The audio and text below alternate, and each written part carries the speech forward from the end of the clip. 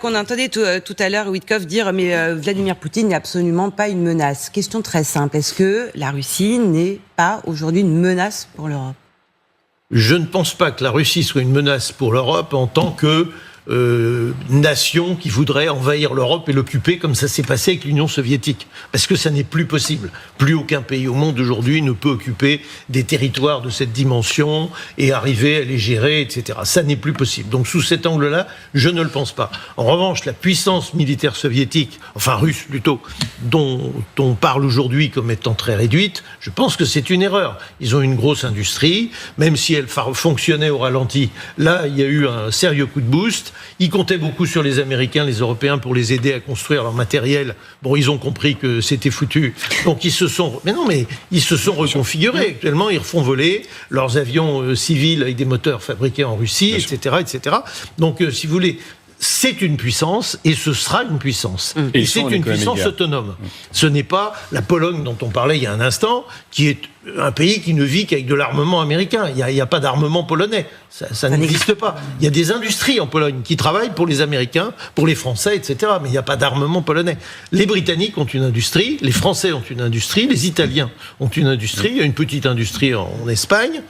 En dehors de ça, l'industrie et les Allemands, alors, on ne sait plus où ils sont. Et ça, c'est un gros problème pour les Français. Mais ils ont l'argent. Et on va en avoir besoin, vous savez, de leur capacité. C'est toujours comme ça à la fin. Les Allemands. Et on a un gros souci. Michel, on avait commencé avec les Anglais pour fabriquer le système de combat aérien futur.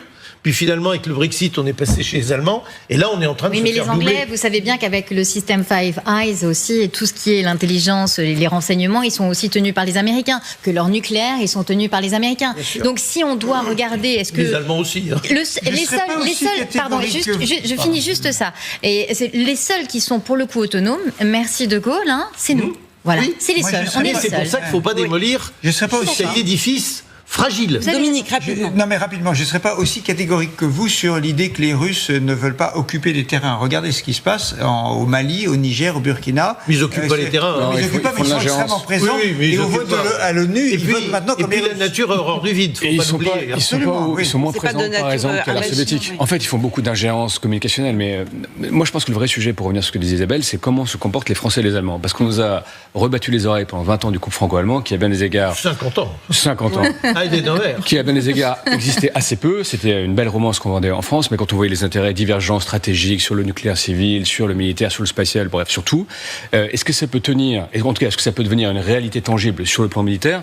À voir. Effectivement, il y a des moyens qui sont développés, mais je ne suis pas du tout sûr qu'aujourd'hui nos intérêts soient complètement alignés sur tous ces sujets. Moi, ils en auront peut-être marre de ne pas pouvoir décoller avec leur F-14 parce qu'ils auront besoin de la double commande américaine. Les Danois en auront peut-être marre de se dire qu'est-ce qu'ils vont faire avec leurs avions si les États-Unis font main basse sur le Groenland. Il y a un moment aussi où les intérêts au fond géostratégiques doivent leur faire penser à revoir leurs alliances quand même. Enfin, j'espère, quand même.